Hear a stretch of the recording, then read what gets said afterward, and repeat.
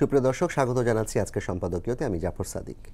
গত কয়েক সপ্তাহ ধরেই ঢাকাসহ সারা দেশে শিক্ষা প্রতিষ্ঠান থেকে শুরু করে রাজপথ, চারদিকে বিশৃঙ্খলা, অস্থিরতা। 7 কলেজ, তিতুমির কলেজ এবং সবশেষ ঢাকা কলেজ সহ 3টি কলেজের অস্থিরতা কাটতে না কাটতেই গতকাল রাতেই বুটেক্স এবং ঢাকা পলিটেকনিক এবং আজ সরকারি কবি নজরুল কলেজ, সোহরাওয়ার্দী কলেজ এবং ডক্টর মাহবুবুর রহমান মোল্লা কলেজে সংঘর্ষকে কেন্দ্র করে নৈরাজ্য চূড়ান্ত পর্যায়ে পৌঁছেছে। অন্যদিকে রাজপথে ব্যাটারি চালিত রিকশা চালকদের অবরোধ, অন্তত 2টি গণমাধ্যম প্রতিষ্ঠানের সামনে গত কয়েকদিনের বিশৃঙ্খলা বিক্ষোভে ব্যতিব্যস্ত আইনশৃঙ্খলা বাহিনী। অবরোধ, ভাঙচুর, লুটপাট, ধাওয়া পাল্টা ধাওয়ায় জনজীবনে সৃষ্টি হচ্ছে দুর্ভোগ। আজ সকালে ঢাকামুখী সন্দেহজনক একদল জনতার আগমন এবং সমাবেশের চেষ্টায় সকাল থেকেই বেশ উদ্বেগে কাটিয়েছেন সাধারণ মানুষ। এখন প্রশ্ন হচ্ছে, কেন এই অস্থিরতা? সাম্প্রতিক এ সমস্ত ঘটনা প্রবাহ নিয়ে আজকের সম্পাদকীয়। আর এ বিষয়ে আলোচনার জন্য স্টুডিওতে উপস্থিত আছেন মাসুদ কামাল, সিনিয়র সাংবাদিক, এবং ডক্টর আব্দুল্লাহ আল মামুন, সমাজ রাজনীতি বিশ্লেষক ও শিক্ষক, ঢাকা বিশ্ববিদ্যালয়। দর্শক, আপনারাও এই আলোচনায় অংশ নিতে পারেন। এই জন্য আপনাদের ফোন করতে হবে টেলিভিশনে দেখানো নম্বরে। এছাড়া ফেসবুকের মাধ্যমে আপনাদের মন্তব্য পাঠাতে পারেন। আলোচনা শুরুতেই জানিয়ে দিব এখনকার প্রধান শিরোনামগুলো। ভিন্নমত দমন ও দলাদলির পরিণতি দেখেছেন দেশবাসী, বললেন তারেক রহমান। সাগররুনি সহ সাংবাদিক হত্যার বিচারে রাষ্ট্রের উদাসীনতার সমালোচনা।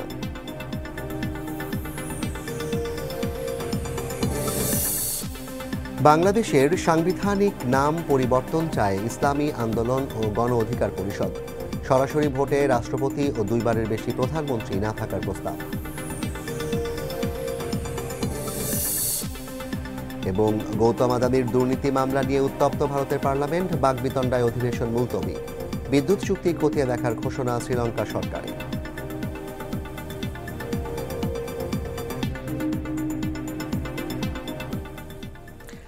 শিরোনাম দেখছিলেন এবং সবাইকে যে বিষয়গুলো আমরা আজকে আলোচনা করতে চাই সেগুলো নিয়ে একটু শুরুতেই আমি ডক্টর আব্দুল্লাহ মামুনের কাছে যেতে চাই।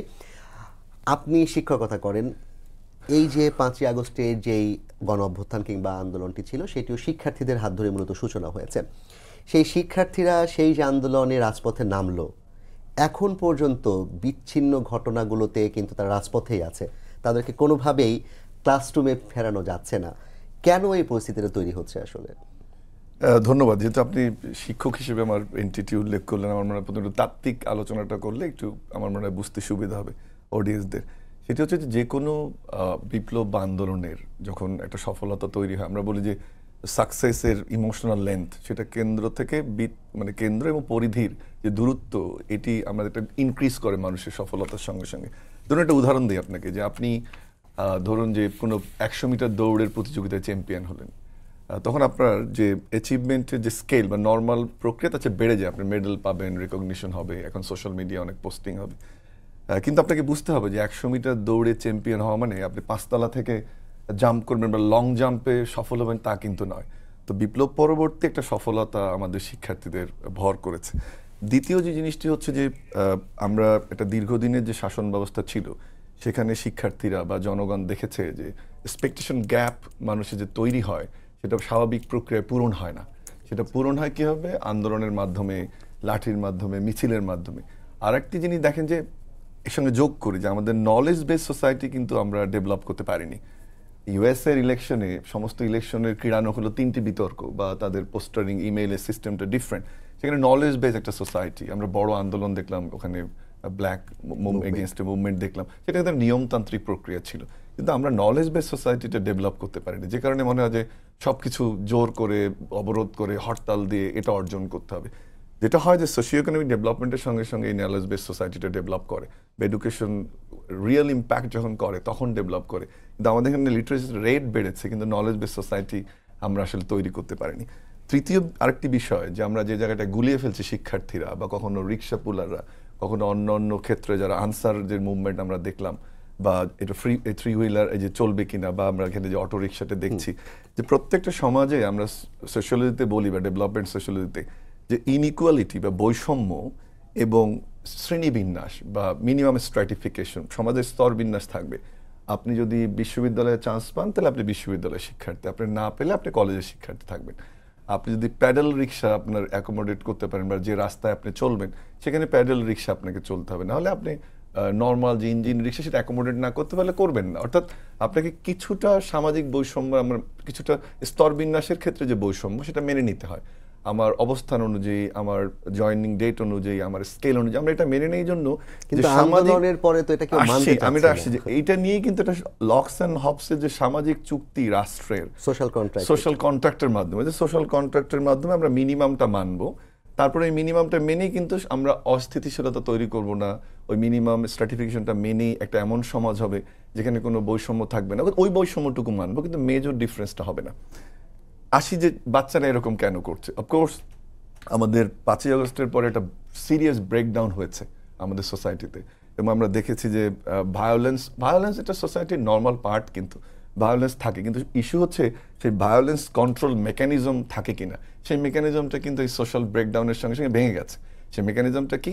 সোশ্যাল কন্ট্রাক্ট, যে আপনার পলিটিক্যাল পার্টি একটা রোল প্লে করবে, ইনস্টিটিউশনগুলো রোল প্লে করবে, শিক্ষক শিক্ষার্থীদের সম্পর্কে শিক্ষক একটা রোল প্লে করবে, সর্বোপরি আইন শৃঙ্খলা বাহিনী একটা রোল প্লে করবে, আর গোয়েন্দা সংস্থা একটা রোল প্লে করে। এভাবে কিন্তু নর্মালি একটা ভায়োলেন্স সিচুয়েশন, আমরা মানুষ যে কোনো ইস্যুতে ভায়োলেন্স করতে চায়, কিন্তু সোসাইটি স্টেট এক হয়ে এই ভায়োলেন্সটা কন্ট্রোল করে। যেমন একটা ছোট্ট আরেকটা উদাহরণ দিই, যে আমরা পুলিশ সোর্সের কথা বলি, বেসিক্যালি সে কি করে? পুলিশকে সাপোর্ট দেয় যেন সে ক্রাইম প্রিভেনশনে হেল্প করতে পারে। ওটা কিন্তু একটা স্ট্রাকচার, সেগুলো কিন্তু ডিসলস হয়ে গেছে, যে কারণে সিরিয়াস একটা ব্রেকডাউনের মধ্যে আমরা পড়েছি।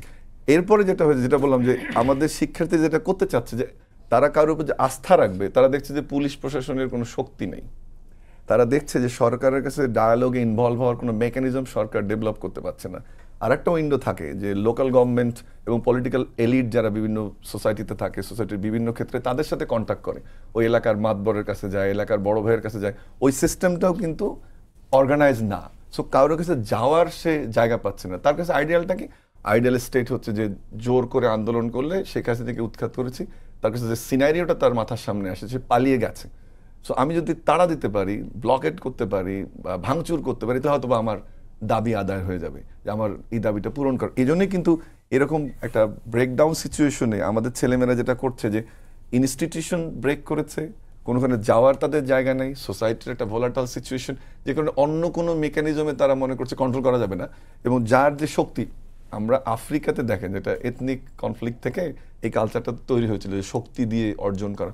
কেন জানি গত 2-3 দিনের ঘটনা, আমি কারণে আমার চেয়ে আরো বেশি ফলো করেন, ভেরি ভোকাল টু মিডিয়া, দেখবেন যে সবকিছুই শক্তি দিয়ে করার একটা প্রচেষ্টা হচ্ছে। কিন্তু নতুন একটা অনুষঙ্গ যুক্ত হয়েছে, যে লুটপাট, যেখানেই যা করছে সাথে সেখান থেকে। এইটাই আমি বলতে যাচ্ছিলাম, যে বিচ্যুতির যে জায়গাটা, সেটা হচ্ছে যে রাজনৈতিক দলগুলোর সঙ্গে সরকারের যে সংযোগ স্থাপনের কথাটা ছিল, সেটা সরকার পারেনি।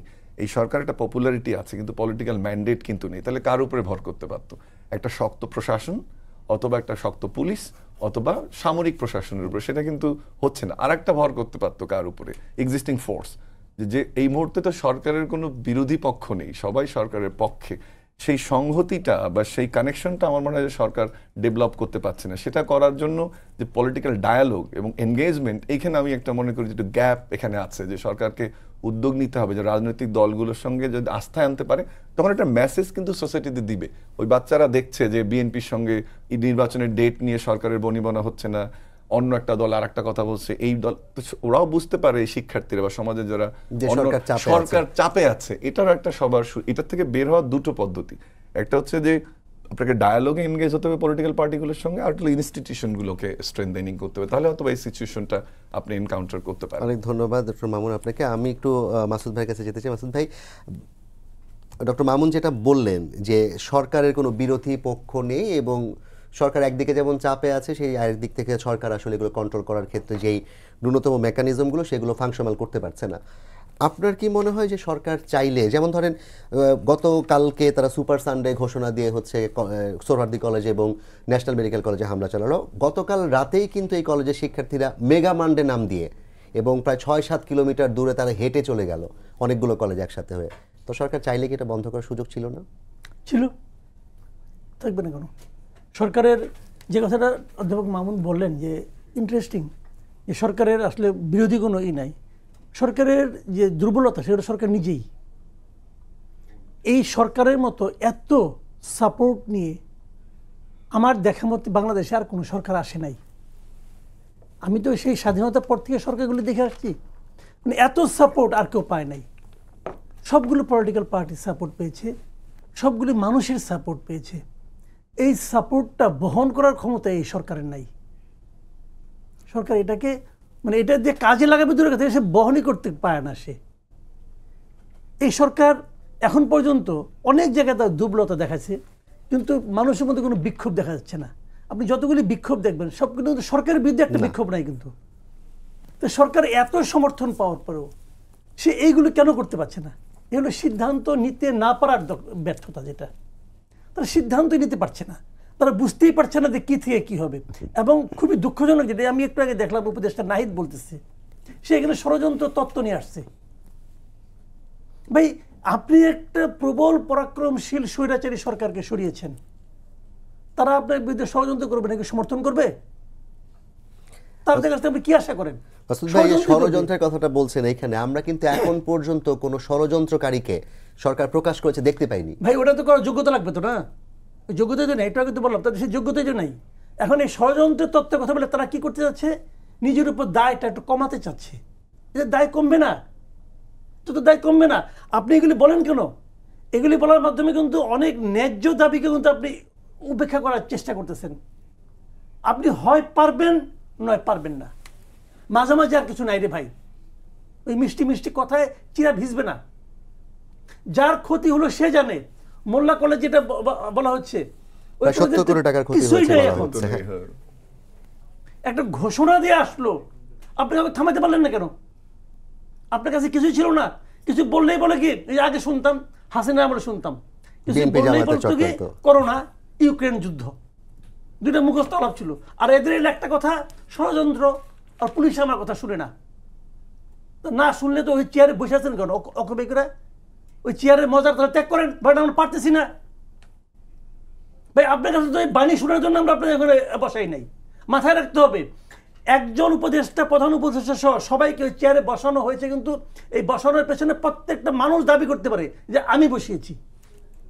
প্রত্যেকটা মানুষ, কারণ এটা জনতা, ছাত্র জনতার আন্দোলন ছিল, কিন্তু প্রত্যেকটা মানুষ তাকে সমর্থন দিচ্ছে, এখনো দিচ্ছে। আপনি ছাত্র জনতার কথা যেহেতু আনলেন, ছাত্র জনতার দুটো কিন্তু বড় প্ল্যাটফর্ম আছে, একটা হচ্ছে বৈষম্য বিরোধী ছাত্র আন্দোলন, আর একটা হচ্ছে নাগরিক কমিটি। তারা মাঝে মাঝে প্রেস কনফারেন্স করছে কিংবা সরকারের কাছে কিছু জবাব চাচ্ছে, কিন্তু এই পুরো আন্দোলনটার পেছনে তাদের যে ভূমিকা ছিল, এখন যে আনরেস্টগুলো হচ্ছে সেগুলো দমনে তাদের কি কোনো প্রকাশ? কোনো ভূমিকা নাই। নাই কেন জানেন? ওদের সে অবস্থানই এখন আর নাই। সারা দেশের স্টুডেন্টদের মধ্যে ওদের সেই অবস্থানটা নষ্ট হয়ে গেছে। নাই। কেন নাই? কেউ কি ভাবছে একবার কেন নাই? নাই হওয়ার পেছনে, না থাকার পেছনে একটা কারণ হলো সরকার নিজে, ওটা আমি বলছি একটুখানি। আরেকটা হলো ওই যারা সমন্বয়ক, যারা লিডার আছে তারা, তাদের লিডারশিপের দুর্বলতা। আর একটা কারণ হলো সরকারের। সরকার কি করেছে দেখেন, সরকার কোথায় ব্লান্ডারটা করছে। আমি শুরুর থেকে একটা কথা বলতেছিলাম, এবং এটা আপনারা হয়তো সোশ্যাল মিডিয়ায় দেখেও থাকবেন। আমি শুরুর থেকে বলছিলাম সরকারের প্রথম ব্লান্ডার ছিল 2 জন স্টুডেন্ট লিডারকে তার ক্যাবিনেটে নেওয়া। কি কারণে ব্লান্ডার? তাদের যোগ্যতা নিয়ে কিন্তু আমার কোনো প্রশ্ন নাই, তারা খুবই যোগ্য। এবং দেখা যাচ্ছে যে এখন যারা আছে, যারা সফল, তাদের মধ্যে এই 2-3 জন কিন্তু সফল। ব্লান্ডারটা ওই জায়গায় ওদের নেওয়ার মাধ্যমে সারা দেশের যে ছাত্র ঐক্যটা ছিল, এটাকে তারা ধ্বংস করে দিচ্ছে। ছাত্ররা ডিমোরালাইজড হয়ে গেছে। অনেক ছাত্রকে বলতে শোনা গেছে, তাহলে আমি নই কেন? আমি কি পেলাম? ওরা তো মন্ত্রী হলো, আমি কি হইলাম? আপনি বলবেন যে 1-2 উদাহরণ হয়, হ্যাঁ হয়, 1-2 উদাহরণ হয়। আপনি দেখবেন মাঠে যে ছেলেটা ক্রিকেটে ব্যাট নিয়ে যায়, তার সামনে কিন্তু সচিন থাকে, আর কেউ থাকে না। কিন্তু সচিন আর সাকিবই থাকে। উদাহরণে 1-2 হয়, কিন্তু সেই উদাহরণটা দিয়ে আপনি এমন একটা উদাহরণ তাদের মধ্যে তৈরি করছেন যে ওরা আর সেই ঐক্যবদ্ধ নাই। অথচ এই গ্রুপটাকে আপনি ঐক্যবদ্ধ রাখতে পারতেন। এখন কি আমি বলি আপনাকে, যে কোনো জায়গায় যখন কোনো গন্ডগোল হয় না, পলিটিক্যাল গভর্নমেন্ট হলে কি হয়, ওই এলাকায় তার পলিটিক্যাল পার্টি আছে, ওই পার্টির কিছু লিডার আছে, তারা কিন্তু এটাকে কন্ট্রোল করতে পারে, কারণ তারা স্থানীয়। এখানেও এই গভর্নমেন্ট পারত। এই গভর্নমেন্টে কোনো মানে মাস পিপুলের মধ্যে তার তো কেউ নাই। তারা পারতো যদি তাদের সঙ্গে ছাত্ররা থাকতো। ছাত্র তো নাই, কয়েকজন ছাত্র নেতা আছে, এরা 2 দিন পর টিএসসি বসে বসে হুঙ্কার দেয়, আর কোনো কাজ তাদের নাই। কিন্তু কমিটি করছে এখন, তাদের তো কোনো নিয়ন্ত্রণ নাই। তারা বলতে পারতো এদেরকে, তোমরা এটা কাজটা করো না, আমরা দেখতেছি কি করা যায়। বলো না, আগের দিন যখন তারা সুপার সানডে, সুপার মানডে বলতেছে, তারা ওই দিন তাদের সঙ্গে আলোচনা করতো, ভাই তোমরা রাখো, আমরা দেখতেছি, আমাদের লোক তো গভর্নমেন্টও আছে, তোমরা কি চাও করতেছি। করছে? গেছে কেউ? যায় নাই কেন? তারা জানে তাদের গেলে কোনো কাজ হবে না। নিয়ন্ত্রণটা নাই কেন? দেখেন, আমি একটা কথা বলি আপনাদেরকে, এই আন্দোলনটা, এই সরকারটা আসছে কিভাবে? আগের সরকারের অনেক আইন, অনেক নিয়ম, সবগুলিকে এরা কিন্তু লঙ্ঘন করছে। কেন লঙ্ঘন করছে? তারা বলছে এই আইনগুলি আসলে ভুল আইন, এই আইনগুলি আসলে ক্ষতিকর আইন, এই আইনগুলি আমরা মানি না। এই তো করছে, তারা তো এইভাবে আসছে। এবং স্টুডেন্টদের মধ্যে কিন্তু এই চেতনাটা ঢুকাই দেওয়া হয়েছে যে এইগুলি আমরা মানি না। তো সে আইনগুলো তো এখন রয়ে গেছে। এখন স্টুডেন্টরা বলে কি এগুলো আমরা মানি না, এটা করা চলবে না। টিচার প্রিন্সিপাল বলতেছে প্রিন্সিপালকে মানি না। এই যে প্র্যাকটিসটা মধ্যে কিন্তু রয়ে গেছে, এই যে দ্রোহ, এই যে রাগ, এই যে ক্রোধ এবং না মানার যে শক্তিটা, এইটাকে আপনার উচিত ছিল দায়িত্ব নেওয়ার পরেই একটা সিস্টেমেটিক ওয়েতে এটাকে পাস করা। আপনারা তো করেন নাই, আপনি তাদেরকে উন্মুক্ত ছেড়ে দিয়েছেন, তারা ওই প্র্যাকটিসটা এখনো করতেছে। কোথায় যেন দেখলাম যে প্রিন্সিপাল তাদের বোঝানোর চেষ্টা করতেছে, পোলাপান বলে ভুয়া ভুয়া ভুয়া বলতেছে। আপনি ভাবতে পারেন একটা, আপনি যখন স্টুডেন্ট ছিলেন এক সময় ভাই, আপনি প্রিন্সিপাল আপনার সামনে বলতেছে আপনি ভুয়া বলবেন, আপনি ভাবতে পারেন? তো এখন এদের মধ্যে এই যে অমান্য করার যে প্রবণতাটা, অমান্য করার যে প্র্যাকটিসটা, এটা কিন্তু হাসিনা সরকার আমাদেরকে করতে বাধ্য করছে। আমরা হাসিনা সরকারকে বলছি ভুয়া, আমরা প্রধানমন্ত্রীকে বলছি ভুয়া, বলছি তো। এই যে প্র্যাকটিসটা, এই প্র্যাকটিসটাতে ওই সরকারের পতনের পর ওটা যে প্রয়োগ করার প্রয়োজন নাই, এই জিনিসটাই সরকার তাদেরকে বুঝাইতে পারে নাই।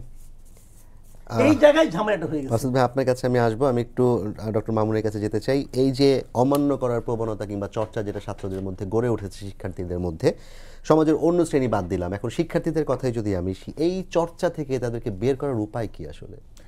এটাই মানে বিভিন্ন সিচুয়েশনে আপনি দুটো উদাহরণ আপনাকে দিই। একটা হচ্ছে যে খুব রিসেন্টলি আমরা যদি দেখি, সেটা হচ্ছে 1998-এ ইন্দোনেশিয়াতে যখন সুহার্তোর পতন ঘটলো, সেটা কিন্তু স্টুডেন্ট লেড একটা মুভমেন্ট ছিল। এটি আর একটা এক্সাম্পল। আপনার তারও একদম আগে যদি ফিরে যান, তাহলে জার্মানির বিপ্লবে একটা অবদান ছিল, চীনের ছিল অবদানটা। এটা নর্মাল প্রক্রিয়া যেটা হয় যে এটা একটা পর্যায়ে গিয়ে ঠিক হয়। আমরা এটাকে বলি যে নর্মলেসনেস একটা সিচুয়েশন, যে আপনার যে স্ট্যান্ডার্ড অফ বিহেভিয়ার, যেটা কামাল ভাই বললেন যে প্রিন্সিপালকে উনি যে রেসপেক্টটা করেছেন বা আমি আমার শিক্ষককে যে শ্রদ্ধাটা করেছি, সেটা তো একটা কাঠামোর মধ্যে থেকে করব। তো আমরা এটাকে বলি যে নর্মলেসনেস। একটা কোনো সিচুয়েশনের কারণে আমি বলছি না আমি ডিটারমাইন্ড করবো সব কিছু। এটা কিন্তু অরিজিনটা কামাল ভাই একটু টাচ করেছেন, আমি দুঃখিত কথাটা সামনে আনার জন্য, যে আমরা এটা স্টুডেন্ট লেড একটা মুভমেন্ট ছিল। তো তারা দেখছে যে এটা আমরা সমাজের অন্যান্য শ্রেণী পেশা বা আমার সিনিয়র যারা, তারা পারেনি, বাট আমি করে দেখিয়েছি। নর্মসটা ওইখানে ভেঙেছে, ওর মনে করছে যে আমরা করেছি। এবং তারা তো বারবারই বলে যে সিনিয়রদের ব্যর্থতায় আমরা করছি, ওইটা তার একটা নর্মলেসনেস, একটা বিহেভিয়ার। কিন্তু ওকে তো ফিরতে হবে সাধারণ স্ট্রাকচারে, ওকে তো ফিরে আসতে হবে যে শিক্ষক মানে তাকে শ্রদ্ধা করব।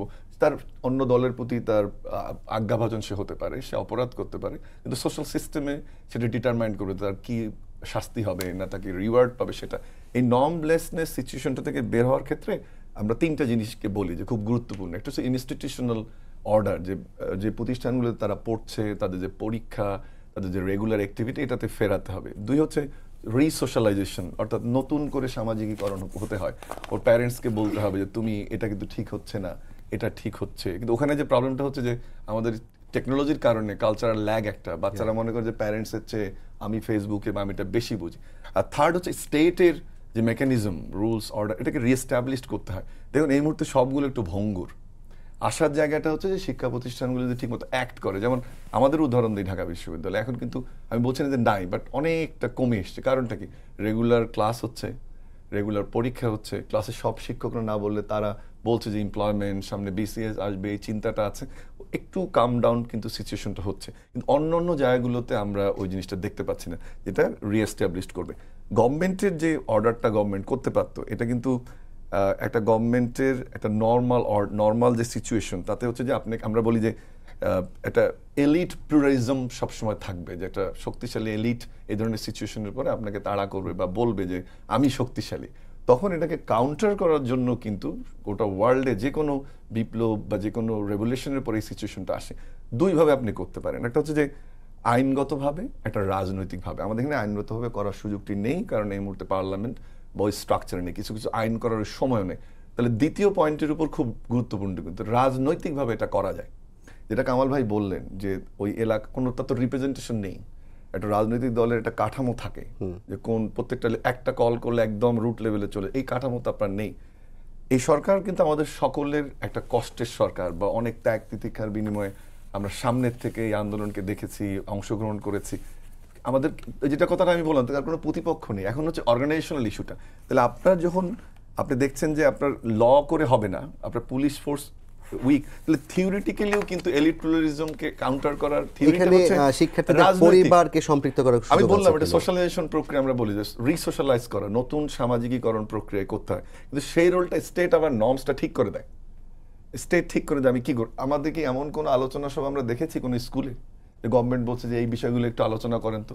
বা পাড়ায় পাড়ায় মসজিদের খুতবার বক্তব্য কি আমরা দেখেছি? মসজিদ ইমাম, আমাদের স্কুলের আলোচনা, এগুলো কিন্তু বিভিন্ন সময় নানান ফ্যামিলি প্ল্যানিং, আমাদের এডুকেশন, আমাদের উইডো বা আমরা যে মিড ওয়াইফের কথা বলছি, এগুলো কিন্তু আমাদের ইমাম, আমাদের টিচাররা রোল প্লে। একটা কোনো কল আপনি গভর্নমেন্টের কাছ থেকে দেখেছেন যে শিক্ষকদের এই কথাগুলো ক্লাসে বলো? আমরা এই যে বঙ্গবন্ধুর কথা বলি, তার কথা তো নিয়ে তো ছবি নিয়ে স্কুলে স্কুলে গেছে কেন? ওটা প্ল্যানটা ছিল যে একটা সোশ্যালাইজেশন প্রক্রিয়া নিয়ে আসা। কিন্তু ওইটা তো 15 বছরে ব্যর্থ না, হয়েছে। কিন্তু ওইটা তো আপনি করেছেন তো। মানে যাদেরকে শেখানো হয়েছিল তারা তো এটা আবার আমি ওটার উদাহরণ দিলাম, কিন্তু তারা আপনাকে অ্যাকসেপ্ট করে, আপনি তো প্রথম কর্মসূচিটা দিবেন, তার মানে আপনার রাজনৈতিক দলের সাথে সম্পৃক্ততা নাই, আপনি শিক্ষা প্রতিষ্ঠানকে কোনো মেসেজ দিচ্ছেন না, আপনি রিলিজিয়াস কমিউনিটিকে কোনো মেসেজ দিচ্ছেন না। আর একটা জিনিস বলি, খুব গুরুত্বপূর্ণ, দেখুন আমাদের যারা উপদেষ্টা পরিষদে আছেন তাদের কিন্তু অর্গানাইজেশনাল ক্যাপাসিটি নিয়ে কোনো রকম কোনো ইস্যু নাই, কিন্তু একটা স্টেট কিন্তু চলে অর্গানাইজেশনাল পলিটিক্যাল এলিমেন্ট দুটো মিলে।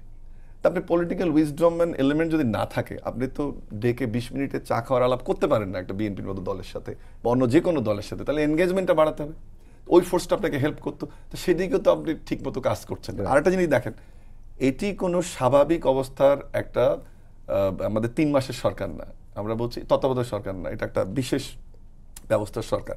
কোথাও কি লেখা আছে আপনি 20 জনকে নিয়ে এই সরকার চালাতে হবে?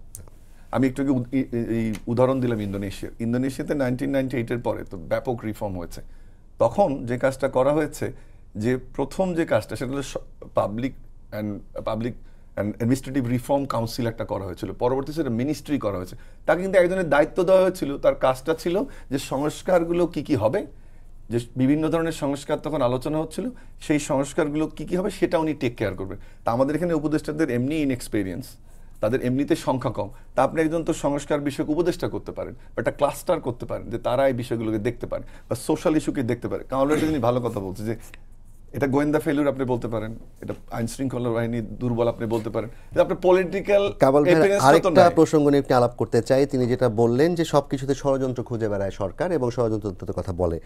একটু বলবেন যে আজকে সকালে আবম মোস্তফা আমিনের নেতৃত্বে যে ঘটনাটা ঘটতে যাচ্ছিল, যেটা গতকাল রাতেও কেউ ধারণা করতে পারে নাই, কিংবা আজকে ধরেন ইসকন নেতা চিন্ময় দাসকে গ্রেফতারের পর যে প্রতিবাদটি হচ্ছে, অথবা পুরো বাংলাদেশ জুড়ে যে হিন্দু ধর্মাবলম্বীদের এক ধরনের দাবি নিয়ে তাদের রাজপথে নেমে আসার প্রবণতা, এই সব কিছুর পেছনেই সরকার ষড়যন্ত্র দেখে। একজন সমাজ বিজ্ঞানী কিংবা সমাজ নিয়ে কাজ করা হিসেবে আপনার কাছে কি মনে হয় যে আসলেই কোনো ষড়যন্ত্র তত্ত্ব কাজ করছে না? এক্ষেত্রে আমি মানে with tremendous respect to Kamal ভাই, যেহেতু জিওপলিটিক্যালি ইস্যুগুলো এখন রিলেটেড, অনেকগুলো স্টেক হোল্ডার এখানে ইনভলভ, অনেকগুলো দেশের এখানে স্টেক আছে, এবং ধরতে গেলে একটা শক্তির কাছে আরেকটা পরাশক্তির পরাজয় বলে আমরা অনেক ধরনের কথা শুনছি দুটো স্টেটের মধ্যে, সেটি কিন্তু উড়িয়ে দিয়ে দেয়। কিন্তু সেটাকে আপনি ষড়যন্ত্র তত্ত্বে তত্ত্বায়িত করবেন নাকি ওটা একটা জিওপলিটিক্যাল ইস্যু হিসেবে দেখবেন সেটা। কিন্তু যে দুটো ঘটনার কথা আপনি বললেন, আমি মনে করি যেগুলো অবশ্যই ষড়যন্ত্র শব্দটা ব্যবহার না করলেও এটি এই দেশকে আনস্টেবল করা, গভর্নমেন্টকে আনস্টেবল করার চ্যালেঞ্জ। কিন্তু কথা হচ্ছে এই দুটোই কিন্তু প্রিএমপ্টিভ ছিল, এই দুটোই গভর্নমেন্ট জানতো যে ইট ইজ কামিং। ইসকনের যে ঘটনাটা, আমরা গত কয়েকদিন থেকে, আজকে বিকেলে ক্লাবে আমার এক বন্ধুর সাথে কথা বলতে গিয়ে আমি বলছিলাম this is one of the biggest challenge for the country, এটা আমরা জানতাম।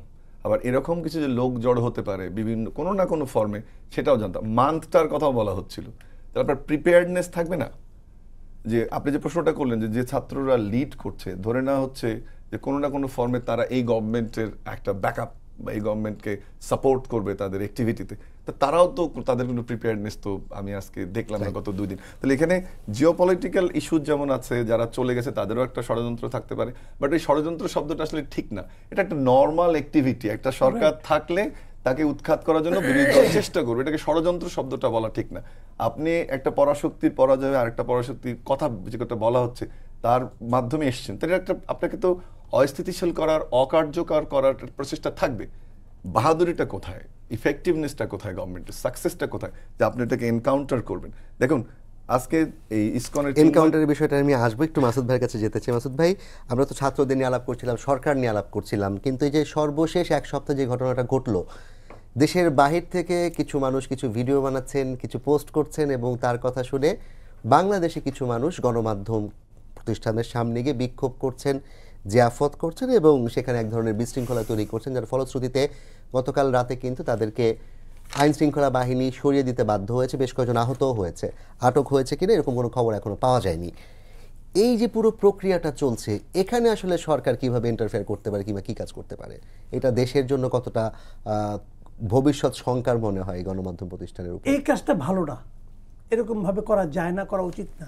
যারা আহত হয়েছেন তাদের প্রতি আমার সমবেদনা এবং তাদের প্রতি আমার পরামর্শ, ওনারা যেন ওই লোকগুলিকে ফোন করে বলেন, ভাই আমি তো আহত হয়েছি, আমার চিকিৎসা খরচটা কি আপনি দিবেন? আপনি তো এখানে বসে বসে মাল্টিনেশনালে চাকরি করতেছেন, অথবা আরেকজন আছে উনি উবার চালাচ্ছেন, ডলার ইনকাম করতেছেন আপনি বসে বসে। তা আমি যে আহত হইলাম আপনার কারণে, এই চিকিৎসার খরচটা কি আপনি দিবেন? ভাই, মানুষকে উস্কাই দেওয়া খুব সহজ। আমি মনে করি এটা ঠিক না। যারা গিয়েছে তাদেরকে জিজ্ঞাসা, কালকে আমি শুনলাম, তো একটা ভিডিও দেখলাম, তারা কেন প্রথম আলো বন্ধ চায়, কেন ডেইলি স্টার বন্ধ চায়, কোনো লজিক নেই কিন্তু। তারপর ইসলাম বিদ্বেষী দিল্লির দালাল। আচ্ছা, দিল্লির দালাল কি হয় ভাই? প্রমাণ করেন, প্রমাণ করেন কিভাবে দালাল? আর কোনো উত্তর নাই কিন্তু, না দিল্লির দালাল কেন? আমার পীর সাহেব বলছে, ওনার পীর সাহেব জন্য এনে খেপাই দিল।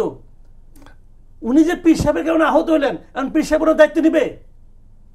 এখানে আরো বড় ঘটনা ঘটতে পারতো। এগুলো হলো উন্মাদনা। এই উন্মাদনার কোনো অর্থ হয় না, কারণ একটা এস্টাবলিশ, শুনেন, একটা আমি সবসময় বলি একটা জিনিস, কি নিউজ পেপার, কি পলিটিক্যাল পার্টি, যদি এটাকে আপনি প্রত্যাখ্যান করতে চান তাহলে আপনি উপরে থেকে চাপাই দিতে পারবেন না। শেখ হাসিনা বলছিল না, আমি দুইটা পত্রিকা পড়ি না, বলছে তো। সে বলছে প্রথম আলো দেশের শত্রু, জনগণের শত্রু। কোন দুইটা? প্রথম আলো এবং ডেইলি স্টার। তো শেখ হাসিনার শত্রু যে পত্রিকাটা, যে পত্রিকা সে পড়ে না, একজন প্রাইম মিনিস্টার ওপেন প্ল্যাটফর্মে বলতেছে আমি এই পত্রিকাটা পড়ি না, তাহলে ওই পত্রিকাটা তার কত বড় শত্রু।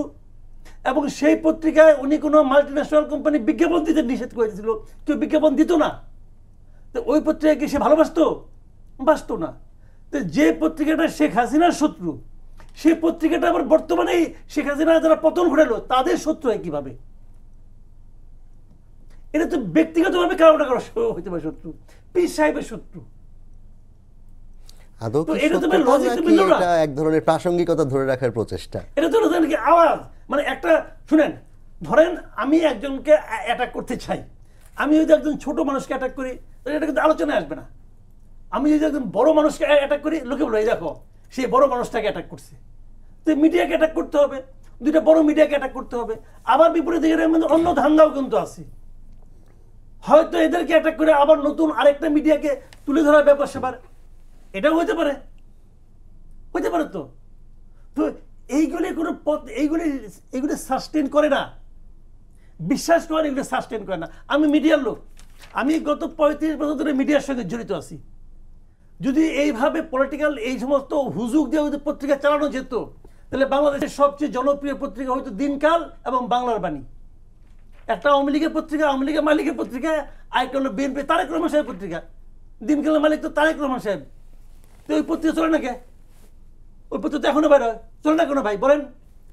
পলিটিক্যাল পত্রিকা হয় না, পত্রিকা চলে তার নিউজ দেয়া, এটা জার্নালিজম, এটা অন্য জিনিস। জানা এত বলার পরে শেখ হাসিনা কি প্রথম আলো সার্কুলেশন কমাইতে পারছে? পারে নাই তো।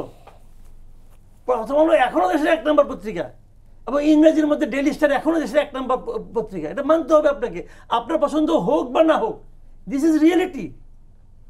এখন আপনাকে এই দুইটা পত্রিকা আপনাকে না আমাইতে হবে, ভাঙতে হবে, আগুন দিতে হবে, গরু জব করবেন আপনি সামনে এসে। যারা বিক্ষুব্ধ হয়েছে, প্রথম আলো, হ্যাঁ এটা একটা প্রশ্ন। একটা হচ্ছে যে প্রথম আলোর বিরুদ্ধে যারা বিক্ষোভ প্রকাশ করছে কিংবা বিক্ষুব্ধ হয়েছে, তারা আসলে এই ধরনের অবরোধ কিংবা এরকম পত্রিকা অফিস ঘেরাও না করে কিভাবে তাদের বিক্ষোভটা প্রকাশ করতে? পত্রিকা পড়বে না, বলবেন প্রথম আলো কিনবো না, শেষ।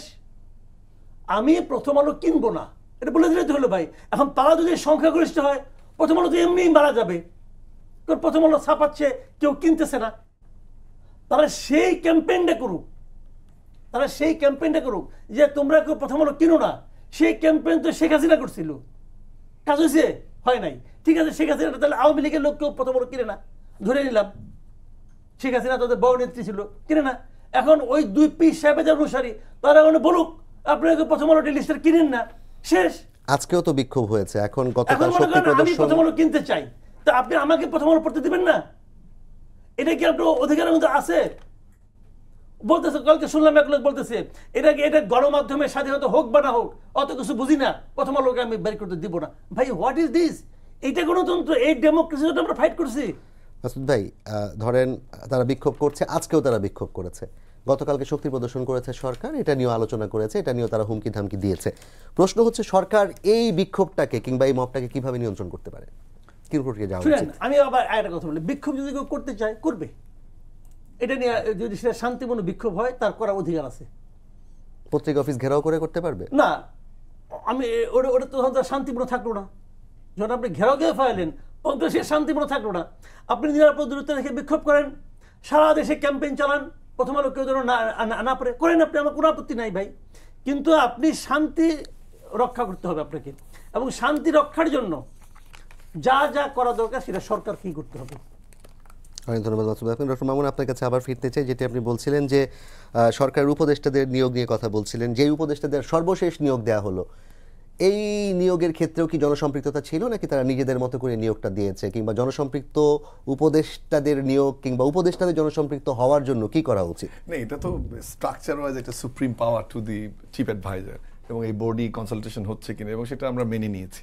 যখন এই সরকার গঠন হয়েছে তখন যে উনি তার পছন্দ মতো উপদেষ্টা নিতে পারেন, বা উপদেষ্টা যারা নিচ্ছেন তাদেরকে কনসালটেশনের মাধ্যমে নিতে পারেন। কিন্তু যদি জন আকাঙ্ক্ষার প্রতিফলন হয়েছে কিনা, আমি বিনীতভাবে বলবো যে সেটি আসলে হয়নি।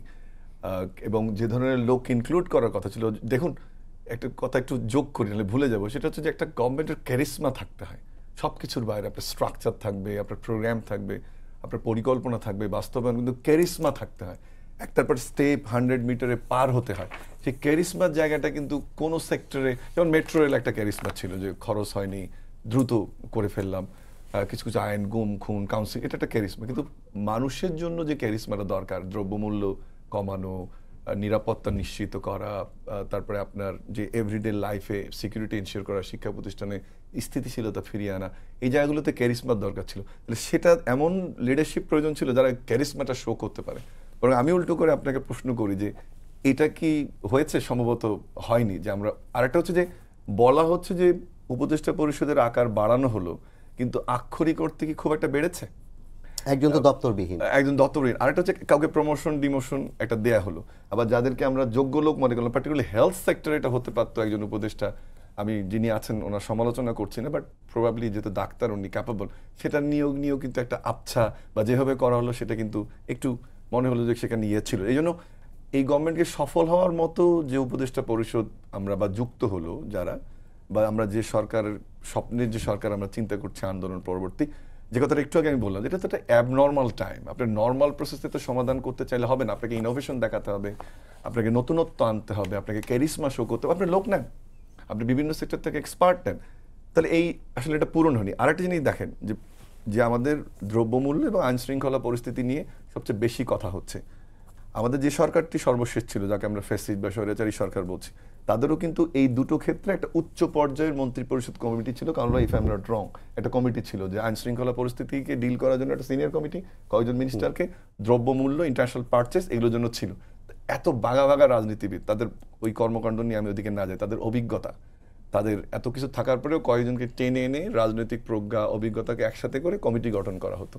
যার এই কমিটি দ্রব্যমূল্য কমাতে পারে। রমজান মাস, এই যে রমজান মাস চলে আসতেছে, কোনো অ্যাক্টিভিটি দেখছি না। ট্রেড আপনি বলতে চাচ্ছেন যে সরকারের সাথে রাজনীতিবিদদের একটা যুক্ততা করা দরকার? ওটা পরে আসছে। আরেকটা জিনিস দেখেন, যে তারা প্রতিমন্ত্রী থেকে প্রতিমন্ত্রী হয়েছে বা আস্তে আস্তে রাজনীতি করে এগিয়েছে। আমি যাদের এখানে আছেন তাদের ব্যক্তিগত অর্জন নিয়ে আমার কোনো প্রশ্ন নেই, কিন্তু তারা কি 4-5টা মন্ত্রণালয় পড়ার মতো ক্যাপাবল?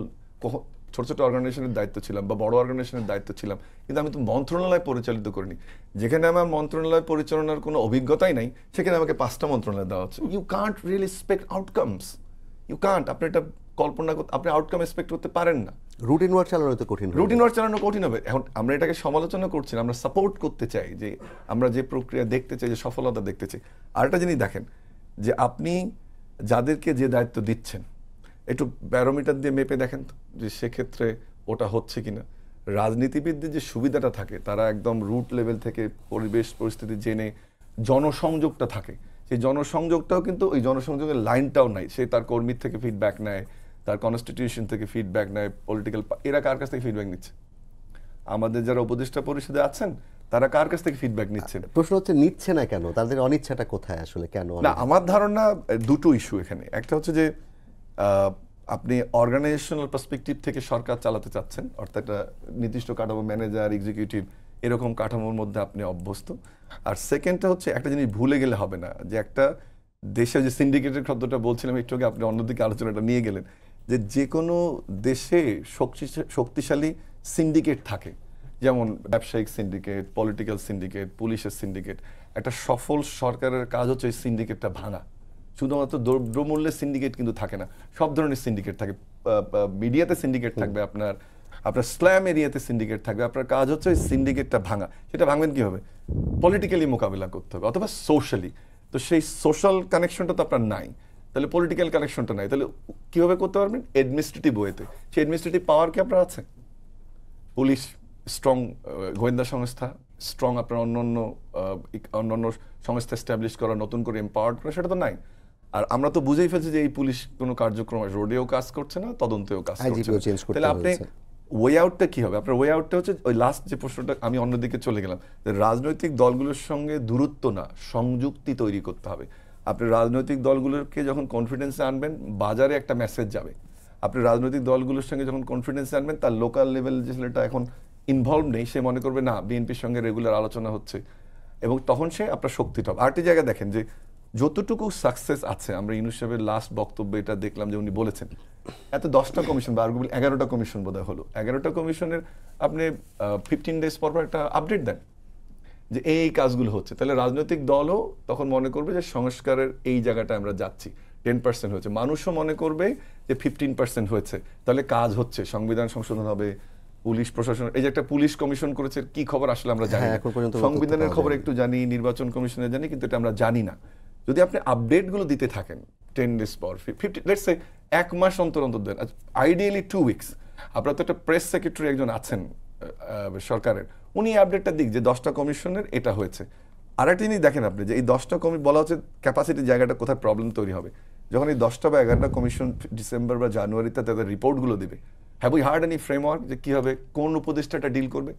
এরপরে বলা হচ্ছে রাজনৈতিক দলগুলোর সাথে আপনি সংলাপ করবেন, তাহলে 10টা নিয়ে যে আপনি সংলাপ শুরু করেন, এটা বোধহয় সিএ চিফ অ্যাডভাইজার নিজেই ডিল করছেন, কারণ সবাই তার সাথেই দেখা। তাহলে আপনি রাষ্ট্র পরিচালনা এবং আপনার রাজনৈতিক সংস্কার, আমি ইন্দোনেশিয়ার উদাহরণ দিয়েছি, যে সেখানে আলাদা ব্যক্তিকে অ্যাসাইন করা হয়েছিল যে শুধু সংস্কারটা দেখবে। তাহলে 10টা কমিটির আলোচনা যদি শুরু হয়, সেটা কোথায় শেষ হবে এবং সংস্কার কোথায় শেষ হবে, তখন রাষ্ট্র পরিচালনার কি হবে? তখন আবার রমজান মাস, তখন আর ঈদ। এই সিচুয়েশনগুলো আমাদের সময় একদম শেষ পর্যায়ে চলে এসেছি। আমি একটু মাসুদ ভাইয়ের কাছে জানতে চাইবো, যে অস্থিরতাটা চলছে, আমরা তো অস্থিরতার অনেকগুলো কারণ খুঁজে মানে একটা আলোচনা হলো, এই অস্থিরতা দমন করতে গিয়ে সরকারের শক্তি প্রয়োগটা কতটুকু করা উচিত, কিংবা আদৌ করা উচিত কিনা? না, শক্তি কিছু কিছু ক্ষেত্রে শক্তি প্রয়োগ করতে হবে, সব ক্ষেত্রে আমি ছেড়ে দিতে হবে না। এখন শক্তি প্রয়োগটা সরকার তার মতো করে করবে, কারণ সরকার নিজেরও কিন্তু একটা কমিটমেন্ট আছে যে মানুষকে তার অভাব অভিযোগ তারা প্রকাশ করতে দিবে, তারা হাসিনার মতো থামাই দিবে না, প্রকাশ করবে, এবং সেটা একটা সিস্টেমের মধ্যে থেকে করতে হবে। এবং সেটা আমি সরকার বলবো, আপনারা যে সিদ্ধান্তই নেন ভেবে চিনতে নেন, সাধারণ মানুষের কথা চিন্তা করে নেন, তা নাহলে বিপদে পড়বেন। একটা এক্সাম্পল যে ছোটকে শেষ করে দিচ্ছি, আপনি এই যে ব্যাটারি চালিত রিক্সা 3 দিনের মধ্যে উঠাই দিতে হবে, এখন সময় বাড়াইলেন কেন? কি কারণে বাড়াইলেন? চেম্বার ঠেলাই পেরে বাড়াইছেন, তো ঠেলাই পেরে বাড়ানোটা কি আপনার জন্য ভালো হলো? আগে চিন্তা করতে পারলেন না যে 3 দিন কাহাকে বলে? না, এটা তো আদালতের নির্দেশনা ছিল। আমি আদালতকেও বলছি, আদালত কি ওটা তো ভাই কোঅর্ডিনেশন, আদালত তো মানুষ চালায় নাকি? ওরা তো ফেরেশতাতে আসে না ভাই। তাদেরটা বোঝা হচ্ছিল এক আদালতের এই ধরনের বক্তব্যের কারণে কিন্তু সরকার হয়ে গেছে আগেরটা, এটা মাথায় রাখতে হবে। এক সরকারতে ফেলাই দিচ্ছেন, আবার আরেকটা ফেলানোর চিন্তা করতেছেন, এত সহজ না। মানুষকে বুঝতে হবে যে আইন পালনযোগ্য নয়, সেটা বন্ধ আইন। খুব ভালো আইন করছেন, কিন্তু এটা পালনযোগ্য নয়। যে রায় পালনযোগ্য নয় সেটা মন্দ রায়, এটা মাথায় রাখতে হবে, উনি যেই হন না কেন। এটাই বাস্তবতা। কাজে আর আমি আরেকটা কথা বলবো, আমার কেন যেন মনে হচ্ছে এই সরকারের সঙ্গে রাজনৈতিক দলগুলোর দূরত্ব হয়ে গেছে, অনেক দূরত্ব। এই যে মারামারি হুড়াহুড়ি, সরকার কিন্তু পলিটিক্যাল পার্টিগুলিকে ফোনে বলতে পারতো, ভাই আপনি একটু থামাই দেন, আমাদেরকে বলতে পারতো, তখন সব দলই সরকারের দল হইতো। আমি মনে করি, আমি একটা প্রস্তাব দিই, প্রস্তাবটা হয়তো খুব একটা গ্রহণযোগ্য হবে কিনা আমি জানি না। আমি মনে করি সরকারের মিনিমাম আরো 3 থেকে 4 জন নতুন উপদেষ্টা নিয়োগ করা উচিত, যে উপদেষ্টাটা হবে রাজনৈতিক উপদেষ্টা। মানে তাদের দায়িত্ব হবে প্রত্যেকটা পলিটিক্যাল পার্টির সঙ্গে যোগাযোগ, সংস্কার রাজনীতি একজন করবে বিএনপির সঙ্গে, একজন আইএর সঙ্গে, সবার সঙ্গে তারা পলিটিক্যাল। তাহলে হবে কি, যে কোনো বিপদে পড়বে তারা সে পলিটিক্যাল পার্টির হেল্প চাইতে পারবে। তাতে কি হবে, সারা দেশে তাদের একটা সমর্থনটা থাকবে। সরকার কি কোনোভাবে পলিটিক্যাল ফোর্সটাকে পাশ কাটিয়ে যেতে চাচ্ছে? অবশ্যই। এবং এই পাশ কাটানো তাকে, এই পাশ কাটানোর জন্য তাকে চরম মূল্য দিতে হবে। আমি একটা এক্সাম্পল দিয়ে বলি আপনাকে, অলরেডি বলাবলি শুরু হয়ে গেছে। এই যে এতগুলো কমিশন করছে, এখানে পলিটিক্যাল পার্টির একজন করে মেম্বার ইনক্লুড তারা করতে পারতো না? কি হইতো? 7 জনের কমিটি হয়েছে না 12 জনের কমিটি হইতো, সমস্যাটা কি হইতো রে ভাই? কিন্তু এটা করে নাই। কি হয়েছে, আমি একটা এক্সাম্পল দিয়ে ছেড়ে দিচ্ছি। যখন তারা সরকার এই সংস্কার কমিশনগুলি করতেছে, একই সময় বিএনপি কি করতেছে, তাদের রাষ্ট্র সংস্কারের 31 দফা সারা দেশে প্রচার করতেছে। কেন করতেছে? তারা ওই 31 দফায় নিয়ে আসে, আপনি সংস্কার করেন, আমি যখন ক্ষমতায় আসবো আমি আমার 31 দফা বাস্তবায়ন করবো। কি লাভ হলো? কি লাভ হলো বলেন আপনি? সময় নষ্ট করলেন আপনি। আর তাদের যদি আপনি ইনক্লুড করতেন, তাদের ওইটা নিয়ে আলোচনা হইতো। কিন্তু দিন শেষে কি আবার রাজনৈতিক দলগুলোর পরামর্শ সরকার মেনে নিচ্ছে কিনা? যেমন নির্বাচন কমিশনের ক্ষেত্রে আমরা যেটা দেখলাম, রাজনৈতিক দলগুলো যাদেরকে প্রস্তাব দিয়েছিল তাদের মধ্যে এটা আরেক ব্লান্ডার। এই ইলেকশন কমিশন গঠন করার আরেকটা ব্লান্ডার। আপনি একটা নির্বাচন সংস্কার বিষয়ক কমিশন করছেন, তাদের রিপোর্ট, তারা তাকে রিপোর্ট দিবে, তারা তো বলবে কিভাবে একটা ইলেকশন কমিশন গঠন করতে হবে। যদি তাদের সেই রিপোর্টের সঙ্গে এই গঠন প্রক্রিয়া না মিলে, তাহলে এই গঠন প্রক্রিয়া আপনার কি লাভ হলো? তাহলে তো আপনি হাসিনার নিয়মে ইলেকশন করতেছেন, হাসিনার নিয়মে কি বানাইলেন, কমিশন বানাইলেন, তাহলে কি হলো ভাই? এটা আরেকটা ব্লান্ডার। আমি তো মনে করি এই ইলেকশন কমিশন নিয়োগের সঙ্গে সঙ্গে ওই নির্বাচন সংস্কার কমিশন যে তাদের পদত্যাগ করা উচিত ছিল। যে ভাই আপনি আমাকে দায়িত্ব দিলেন, আপনি একজন আর্কিটেক্ট নিয়োগ করলেন, ভাই আমি একটা বিল্ডিং বানাবো, আর্কিটেক্ট এসে দেখে আপনার অলরেডি 3 তলা বন্ধ হয়ে গেছে। সম্ভবত দুদকের জন্য সার্চ কমিটি করে ফেলেছে সংস্কার কমিশন রিপোর্ট দেওয়ার আগেই। সেটাই তো বললাম। তো এটা কি হলো, আপনি আর্কিটেক্ট এসে দেখে আপনি 3 তলা বন্ধ উঠে ফেলেছেন, এখন তার কাম কি? তার তো কোনো কাম নাই রে ভাই। এখন এইগুলি তো হয় না। অনেক ধন্যবাদ মাসুদ ভাই। আমরা একদম শেষ পর্যায়ে আছি। ডক্টর মামুন, আপনার কাছে সর্বশেষ যেটা জানতে চাইবো, আমরা অস্থিরতা নিয়ে কথা বলছিলাম, রাজনৈতিক পরিস্থিতি নিয়ে কথা বলছিলাম, রাজনৈতিক দলগুলোর সাথে সরকার এক ধরনের যোগসূত্রিতা তৈরির কথা বলছিলাম। সব মিলিয়ে এই সরকারকে যদি খুব ভালোভাবে যেই স্বপ্ন নিয়ে তাদেরকে বসানো হয়েছে ছাত্র জনতার আন্দোলন পরবর্তীতে কাজ করতে হয়, আপনি কয়েকটা পরামর্শ দিবেন কি করা উচিত এই অস্থিরতা দমনে এবং কাজ করা? এত বড় একা প্রোগ্রাম নেই, বাট কয়েকটি জিনিস বলি। প্রথমে সেট করে নেই যে আমার এই যে কথাগুলো এখন আমি বলবো তার প্রধান ন্যারেটিভটা হচ্ছে যে ডায়ালগ অ্যান্ড সেটেলমেন্ট। হ্যাভারমাসের একটা বড় পলিটিক্যাল সাকসেস থিওরির একটা বড় উদাহরণ, যে আপনি ডায়ালগে ইনভলভ করেন। আপনি প্রথম হচ্ছে রাজনৈতিক দলগুলোর সঙ্গে আপনার সংযুক্তি বাড়াতে হবে।